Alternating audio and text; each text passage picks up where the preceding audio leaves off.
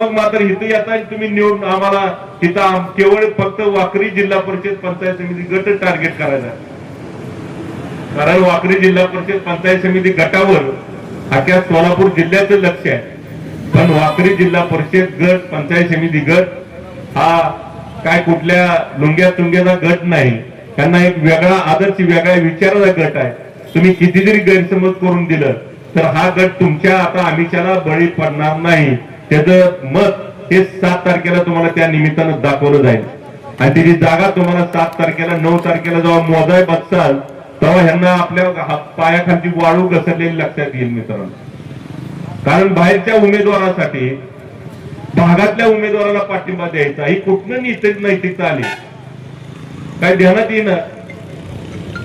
बाहेरचा उमेदवार आणायचा आणि भागातल्या उमेदवाराला पाठिंबा द्या म्हणून सांगायचा सरपंच, ही काय पद्धत आहे का?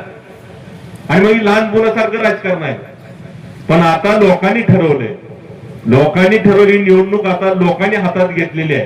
कारण तुम्ही जे वेगळं अपप्रचार करताय, वेगवेगळं आम्हीच दाखवताय, वैयक्तिक स्वार्थापोटी तुम्ही निवडणूक लढवायला लागला हे लक्षात आलेलं आहे.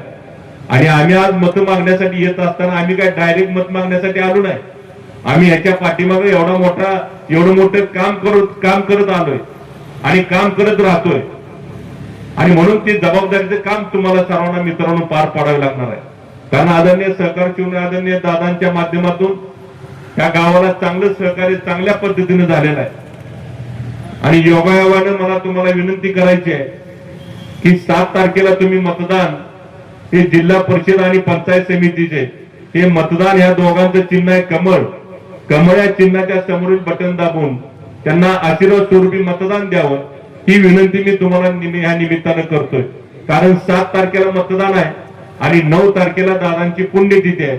ज्यावेळेस दादांच्या पुण्यतिथी दिवशी पेट्या उघडतील त्या टायमाला लक्षात येईल की आपला गट कल्याणराव काळे असतील, परिचारक साहेब असतील, पाटील साहेब असतील, सगळ्यांनी मिळून हा गट चांगल्या पद्धतीने ताब्यात ठेवलेला आहे. आणि त्याची पोच पावती मला येत्या दादांच्या पुण्यतिथीच्या निमित्तानं 9 तारखेला तुम्ही द्याल अशी अपेक्षा आपल्याकडे व्यक्त करतो आणि माझे 2 शब्द संपवतो. जय हिंद, जय महाराष्ट्र.